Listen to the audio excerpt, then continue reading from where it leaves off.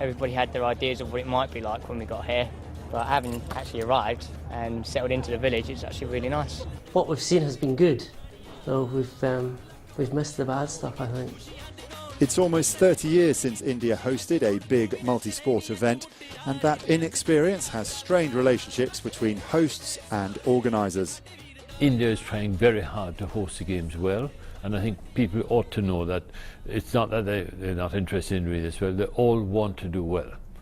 But sometimes the coordination of it and the attention to follow through is not as good as we would like. Up until a month ago, security was considered the biggest challenge for Delhi. And with 100,000 personnel deployed in the city, that suggests that it remains a priority. We're having a big event. It's a security concern anywhere in the world. And India is not unique, and of course it's a day by day, it never lets up, and you have to pay attention to it. The Commonwealth Games was supposed to be a celebration of all things Indian. The problem is that inviting the world in, well, it can be a tricky business. You weren't worried last week with some of the problems, the village, the bridge? Excuse me, we are not worried.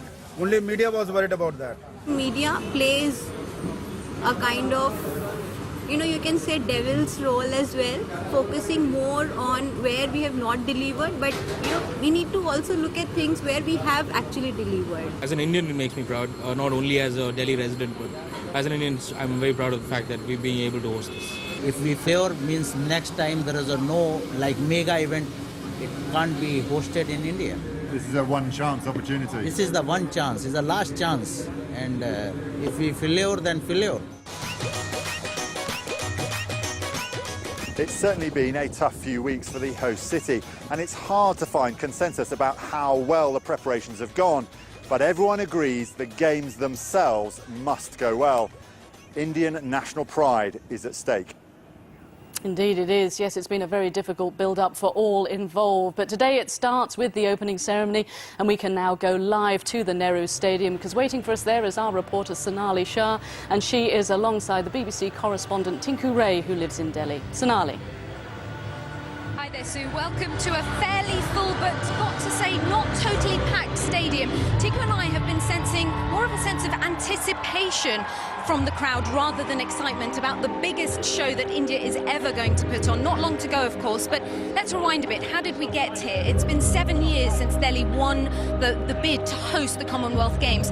What was the public reaction then, and how much have households here been talking about it since? Well, I think, Sonali, most people didn't even realise the Games were coming to Delhi, and it really hit home more probably 2 years ago when preparations for the Games actually began, when stadiums were starting to be built and really started in earnest. But I think it really hit home just a few weeks ago when all that negative publicity started to appear in the media, and that's when Delhi really realised we have these Games coming up. When I got here just over a week ago, I felt a real sense of embarrassment from locals about the organisation. Is that the sense that you've been getting? Definitely, initially when the reports started to come out, people here in Delhi were fed up. They were fed up with the kind of money that was being spent, and there were questions asked. Should India be putting on such a huge event? Should India be spending this kind of money on such a big event? But I think as the days got closer and closer to the opening, people have been asking, okay, it's a matter of now national pride. Let's get through these games and put on a good show. Do you think tonight's show will go some way to erasing the memories of all those delays and the bad athletes' accommodation, etc.? Well, I think that's what the organising committee would really hope for. Definitely Suresh Kalmadi, who heads the organising committee here in Delhi, he's also the president of the Indian Olympics Association, and he really wants to put in an India bid for the 2020 Olympics. So I think these games will be crucial towards making that bid. Tonight's event was meant to be sold out. I've got to say it's not totally packed yet. What do you think the appetite is going to be for the next week and a half of sporting action? I think that's the big question, because officials have been very tight-lipped about the number of tickets sold. We can see more or less a full stadium here, but opening and closing are supposed to be full stadiums. It now depends on how many people will go to the events. It might depend on what this ceremony is like, really. Thanks very much, Tinku. Well, India is about to make its statement to the world, and I'll be watching the whole show from here, Sue. Thanks very much to Sonali and to Tinku. Yes, the games really need to be good, and the opening ceremony can often really kick-start that. Was that something that you enjoyed, Ian? I wish I had more of an opportunity to enjoy the Commonwealth Games or indeed the Olympic Games opening ceremony, but given that I had to compete first day of competition, I always missed out on this. So I used to have to watch it back in, the village with some of the other athletes whilst everyone else was going out there and celebrating. But I think what we'll be looking for is a good opening and a good start, given that there's been so many bad kind of recollections of what's been going on in India, that we'd like to kick this off with a really positive start.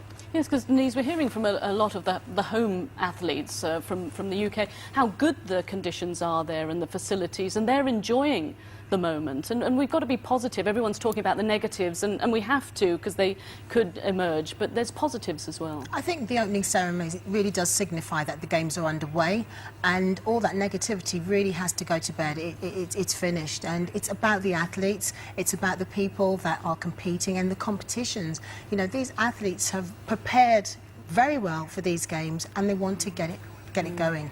Yeah, and it does need to be successful, doesn't it? And there's often a lot of criticism about the Commonwealth Games and its future. It needs a good Games. Yeah, I think so. And I think, unfortunately, we've had so many top-class athletes I've pulled out of it, and it's kind of made that kind of negative effect and made the Commonwealth seem not as important as it used to be. It still is an important championships, and you'll see by the performances, hopefully, this week.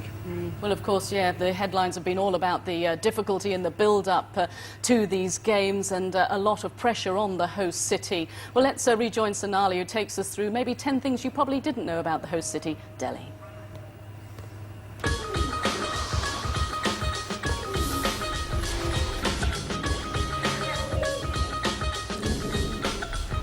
Delhi is effectively several cities in one. The heart and lungs of the capital is New Delhi, which was designed by British architect Edwin Lutyens.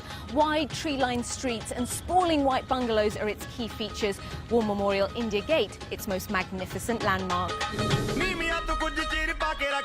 The city lies on the banks of the Yamuna, the largest tributary river of the Ganges. Now, you can find the occasional crocodile in there, but today its biggest threat is dengue mosquitoes. With a population of more than 16 million and more vehicles on the roads here than in Mumbai, Chennai and Calcutta combined, Delhi claims to be one of the greenest capitals in the world, with more than 20% of the city under forest and tree cover. Because Delhi has been the capital of several dynasties and empires down the ages, it's got more monuments belonging to different periods of history than any other Indian city. This is one of 1,300 of them.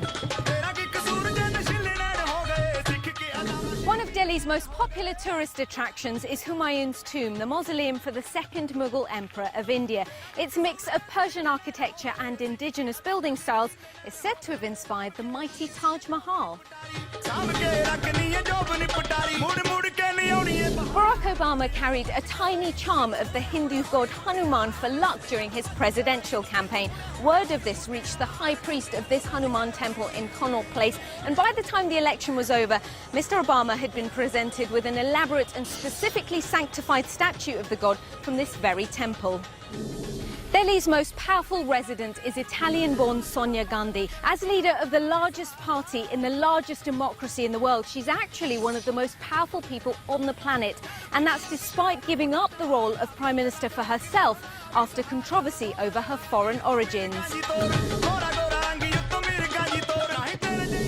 That's one of India's oldest cricket grounds, the Firozshah Kotla Stadium, which was established in 1883. Its very first Test match was played in 1948, when a newly independent India took on the West Indies. The Indian capital's most famous export is Bollywood megastar Shah Rukh Khan, with a fan base of more than 3 billion worldwide. He's the global movie industry's most successful name. Despite India being famous for its food, Delhi doesn't really have a specific cuisine of its own. The vast array of dishes available here has been brought in by settlers from all over the country, and Delhi is the place where you can taste some of India's best street food.